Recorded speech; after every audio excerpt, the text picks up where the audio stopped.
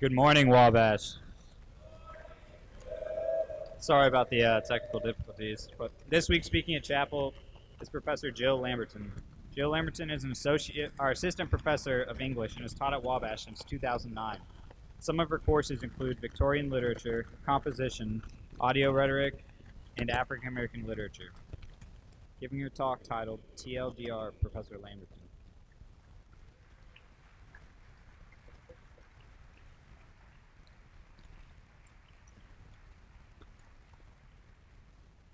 Good morning, Wabash. So let's get something out of the way right here from the start, and that's the business of this title. You see, the old people in the audience aren't really sure what it means. Some of them have stopped me around campus this week to say, what are these mysterious symbols? Is this some kind of computer code? Hoping to draw a respectable audience today, I've been a little bit coy. You'll have to wait and see, I've said, or I don't know what it means either, but I'm going to figure it out by Thursday morning. TL semicolon DR. What does it mean? Too long. Didn't read. It shows up on tweets, Facebook, and text messages. It usually appears in response to something somebody else has written. And it means too long. Didn't read. The only part I like about it is the semicolon.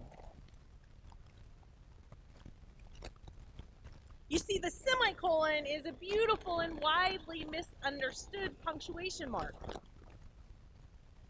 I've been known in other times and spaces to wax eloquently for up to 30 minutes, just ask my English 101 students, about the grace and facility of the semicolon. It can bring together two ideas that are related but distinct. It can solve the cancer so virulent in college papers, the comma splice. When used eloquently, it can build relationships between ideas. It can even surprise. But I digress. Here in TLDR, it's simply too depressing. Because you see, the abbreviation is at its heart a dismissal. TLDR, I can't be bothered. I'm too busy right now. What's the gist? Cut to the chase. Those words aren't important enough to deserve my full attention. Those who write TLDR are really saying, if what you say is really important, you might have said it more concisely for my convenience, or even, I fear, I'm not that interested in what you have to say, but what I have to say is really important, so I'm just going to say TLDR and launch into my point of view.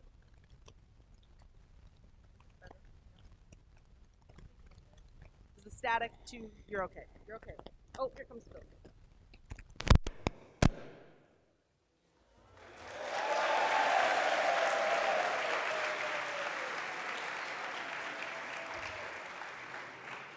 All right, but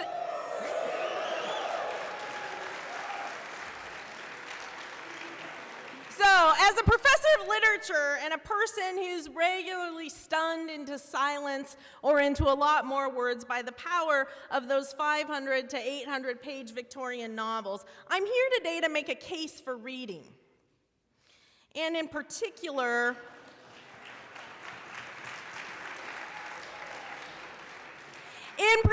that long, slow, careful, reflective reading. And I just want to say as an aside, if you're thinking to yourself, of course she's going to do that because she's a literature professor and, you know, the science professors could make cases for science and whatever, please send an email to bslitre17@wabash.edu. Blair Littrell would love for you to give your own chapel talk. Knock yourselves out. This is my turn. So, reading. You see, as it turns out, we often and I include myself in this, we often compose and circulate on text messages, on emails, on Twitter, things that are clever, they're expedient, they produce some lulls, and some cases, they're even thought-provoking. But what we say there usually is no replacement for the kind of deep thinking that about others that long readings can provide. And so in the next 65 minutes or so, In the next 25 minutes or so, I want to tell you a few stories about reading. I'm going to tell these stories alongside each other, and I may tie them up together at the end. You'll have to wait and see. But in any case, I do promise we'll be out in time for lunch. Speaking of lunch, a few years ago, I had the opportunity to give a lunchtime talk to the Wabash community about one of my favorite 19th century British authors, George Eliot, and her novel, Adam Bede. After my George Eliot talk, a mentor and person I much admire, emeritus faculty member Toby Herzog, came up to me and said, "Great talk, but I have one question. How do you get students to read these long Victorian novels?" Professor Herzog had done kind of a rare thing for a professor in that moment. He'd asked a question that he didn't already know the answer to. And I didn't either, although in my defense, he'd been teaching Victorian novels here for 30 years, and I thought he should have come up with something. Indeed, how in this age of hyperconnectivity, text messages, tweets, and snaps, can we convince students to read long novels, or to refine the question even further, what can reading offer us? How can we communicate the value of immersing oneself in a book? Now that I think about it, that's not a bad comps question. In fact, seniors, it reminds me of some I've heard over the years. You're welcome. Many of us in this room have endured more than our share of bad answers to the question, and so in this holiday season, I thought I might, in the spirit of giving, offer you a version of a good or better answer to that question. And again, you're welcome.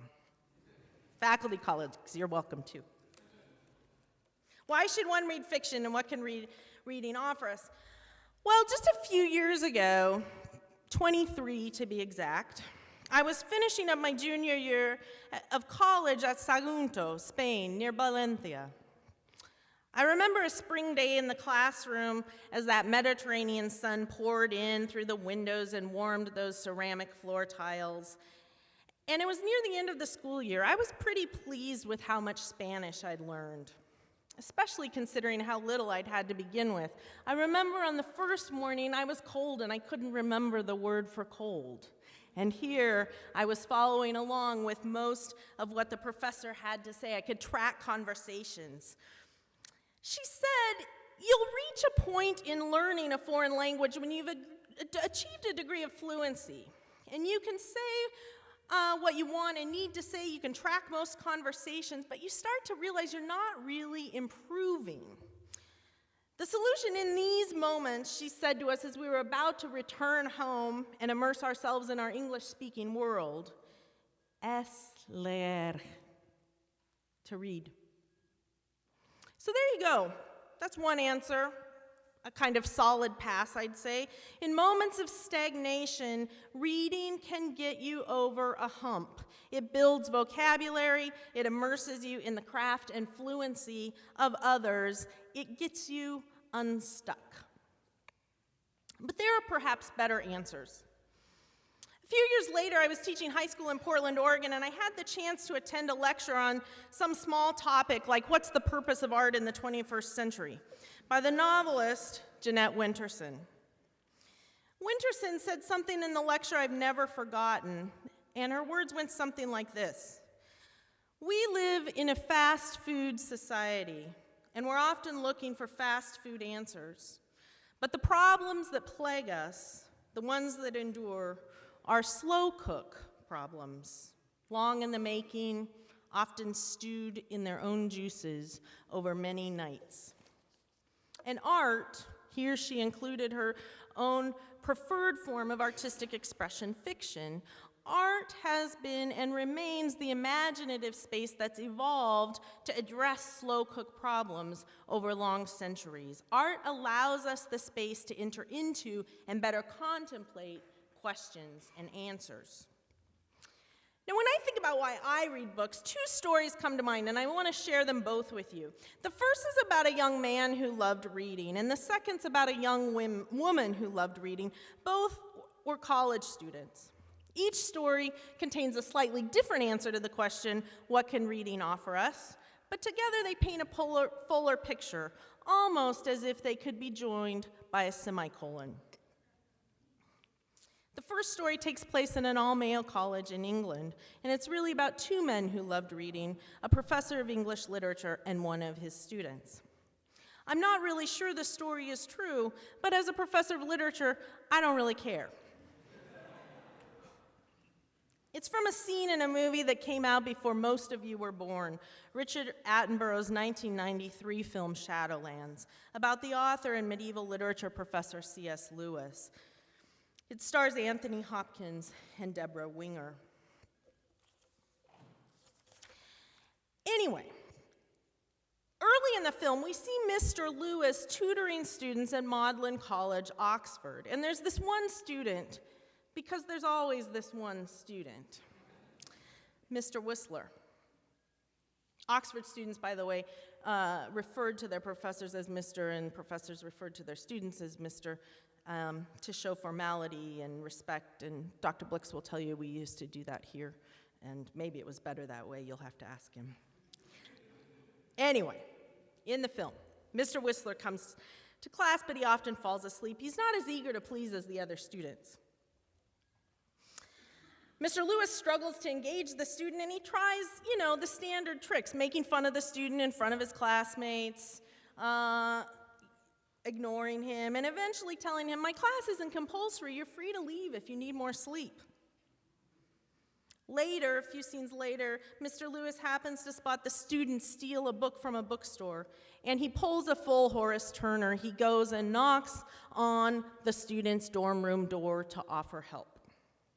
When Mr. Whistler lets Mr. Lewis into his room, we learn two significant things. First, to the attentive ear, Mr. Whistler's accent gives him away. He's from a working class family. He doesn't have the Oxford pedigree and the prep school preparation. He probably doesn't really fit in there. Second, Mr. Whistler says he's dropping out of school, 1 year short of his degree. Mr. Lewis offers to give him money so he can buy books. Would a small loan help, he says? Maybe, the student replied, if I wanted to be helped. One thing's clear, Mr. Whistler's not leaving because he's too dumb or not prepared enough. But he's not well either. He has trouble sleeping at night, and so he reads stolen books to try to calm his mind, and he sleeps or sulks during classes. Mr. Lewis says to the student, you read books differently than the rest of us. Yes, he says, every time I pick up a book, my eyes are jumping out of my head, my hands are almost shaking. Does he feel what I feel? Has he seen what I've seen? Then Mr. Whistler says, we read to know that we're not alone. That's what my father says. We read to know that we're not alone. I think this statement means something other than reading to find people who agree with us. The scriptwriter William Nicholson's line sounds a more existential tone to my ears, particularly because both of the times it's uttered in the film, it's spoken by men who are in deep emotional pain. The first time by a student who's racked with anxiety and can't find meaning in his studies, and the second time by a man watching his wife die of cancer. In moments of intense joy, then, violence, pain, faith, or doubt, books offer us a sense that we are not the first ones to lose sleep over these questions. And they are often spaces that allow us to imagine how we might go on, not healed exactly, but less broken. Beyond reading to know that we're not alone, long stories can help us build connections to the imaginative world of others, but here's the catch. You have to read broadly and widely. You need to read works that challenge you in some way. And so here, reading can become a form of listening, of paying careful attention. Once, for instance, I watched a good friend struggle to come out of the closet to his very religious family at our very religious college. And I read, at his suggestion, Paul Manette's memoir, Becoming a Man. I'd never read anything like it. Here was a book that allowed me a window on being gay in a homophobic culture, on an experience very unlike my own. And it eased for my friend the burden of having to explain himself over and over, even as he was still searching for the words to tell his own story. I'll tell you my second story. It's about a young woman, college student, earnest, hardworking. She has a pretty good sense of humor, though she takes herself a bit too seriously with the 3 majors and all. I might as well get this out of the way. I'm talking about me. My college offered a summer course at the Oregon Shakespeare Festival in Ashland, and I figured out a way to take it twice. In that class, we read Shakespeare, we discussed the works with the actors who came to our hotels or our hostel in the mornings, and then we saw the play in the afternoon and the evenings. There was a bookstore in Ashland where I spent a lot of my free time, and it gave out bookmarks when you purchased a book, kind of like the bookstore's business card. The bookmark at Bloomsbury Books in Ashland had a photo of Virginia Woolf, you know, the young, angelic one. It may or may not be the same one I have framed and hanging in my office here at Wabash.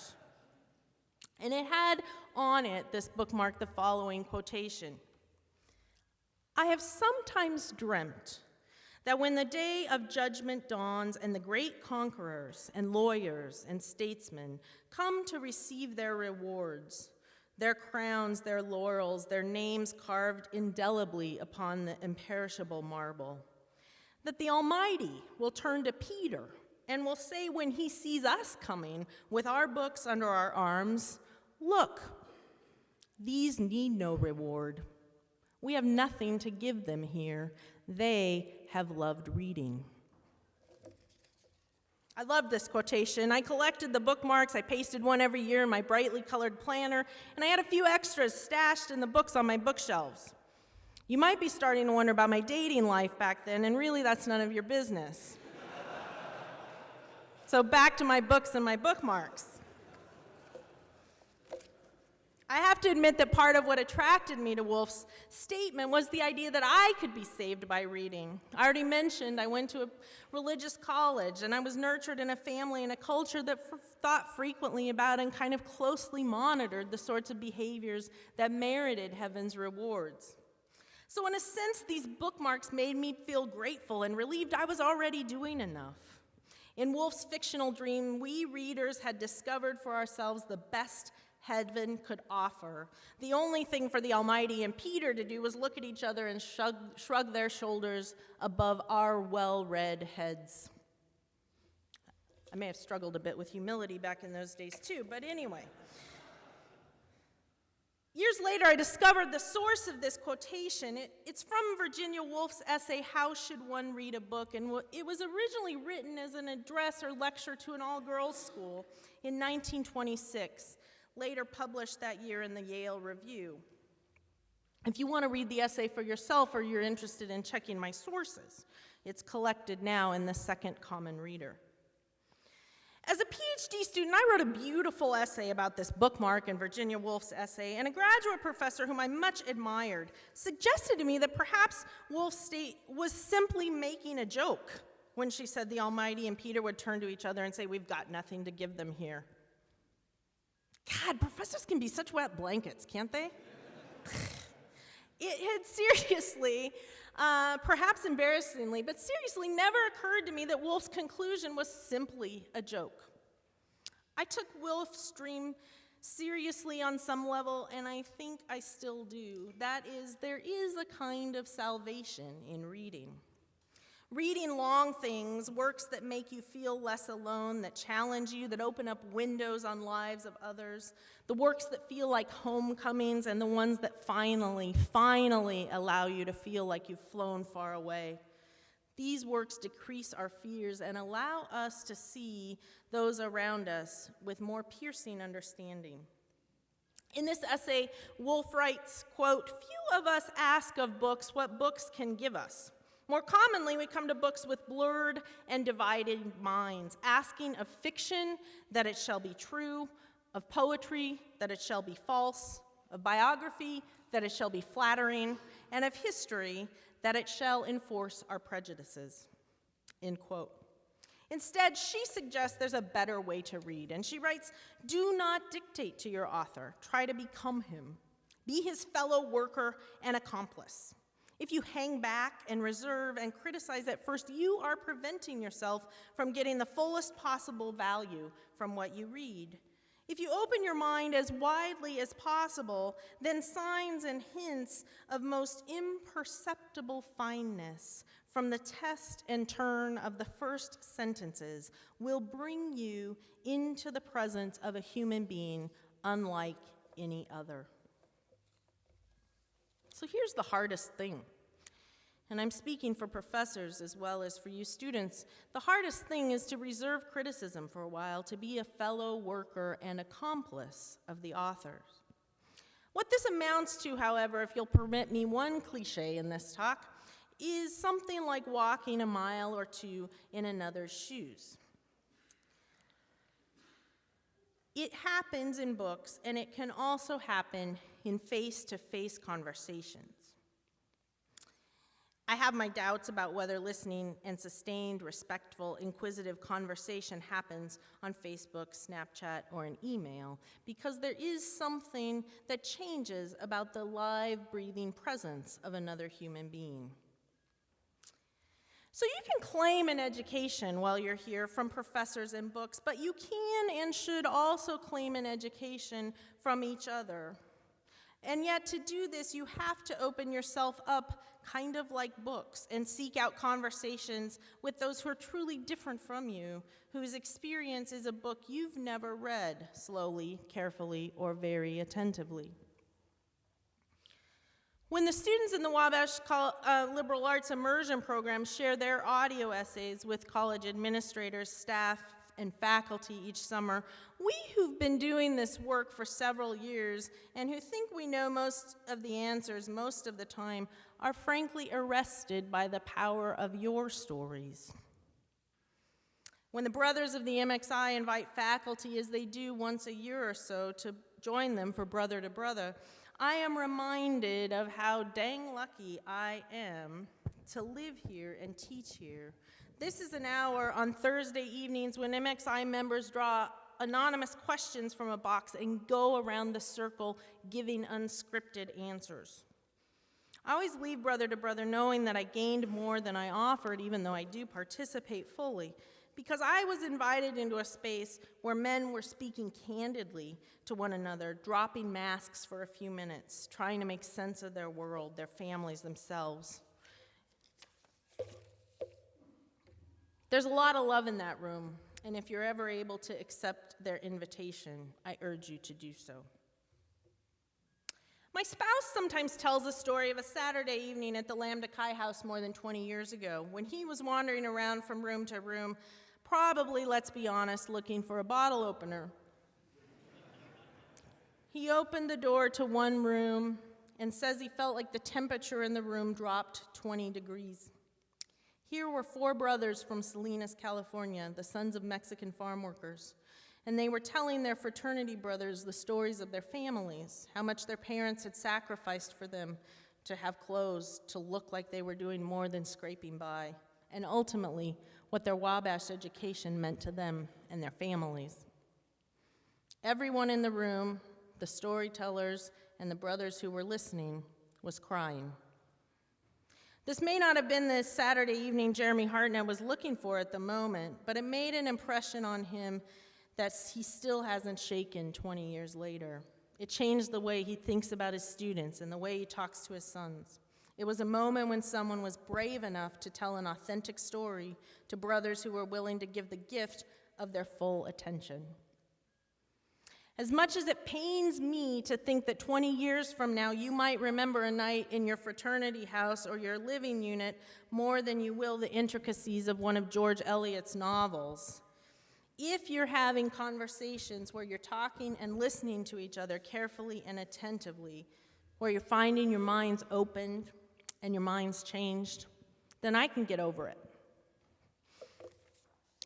I worry that TLDR may be a symptom of a culture that tends not only to avoid the sustained reading of long books, but also the sustained, thoughtful engagement with other people.